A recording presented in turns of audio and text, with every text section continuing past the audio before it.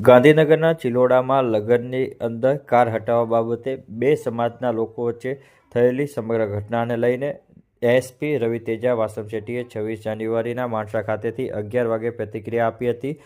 25 જાન્યુઆરીના બપોરે 3 વાગે ગાડી હટાવવા મુદ્દે બોલાચાલી બાદ છેડતીની ઘટના પણ સામે આવી છે। પોલીસે અલગ અલગ બે પક્ષોની ફરિયાદ લઈને વધુ તપાસ હાથ ધરી છે, જ્યારે જિલ્લા પોલીસ વડાએ આ અંગે માહિતી આપવામાં આવી હતી।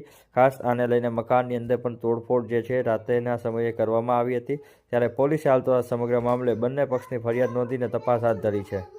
ચિલોડા ગામમાં બપોરે 3 વાગ્યાની આસપાસ એક છેડતીની બનાવ બનેલું છે।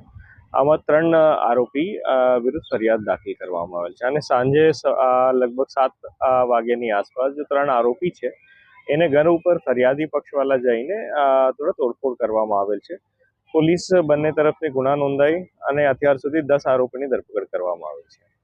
શું બેઝિકલી ઘટના શું બની હતી? બે લગ્ન હતા એવું હતું કે એક લગ્નના કારણે અફવા ફેલાઈ? નહીં, જેવી રીતે મેં કીધું, એક છેડતીની બનાવ હતા 3 વાગ્યાની આસપાસ। એક ગાડી ઉભેલી હતી, ગાડીની અંદર એક લેડીઝ ફીડિંગ કરતી હતી એની નાની બચ્ચીની। આ ફીડિંગ દરમિયાન કોઈ જાન નીકળી હતી અને ગાડી હટાવવા માટે કોઈ 3 લોકો સાથે બોલાચાલી થઈ હતી। 3 લોકો એની ઉપર ખરાબ વર્તન કર્યા અને પછી ગુના દાખલ થઈ।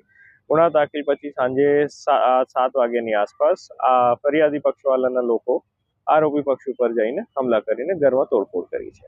જે મહિલા હતી સાહેબ એ ક્યાં મોટા ચિલોડાની રહેવાસી હતી કે બીજે કોઈ જગ્યાએ? બીજા કોઈ ગામથી આવેલી છે।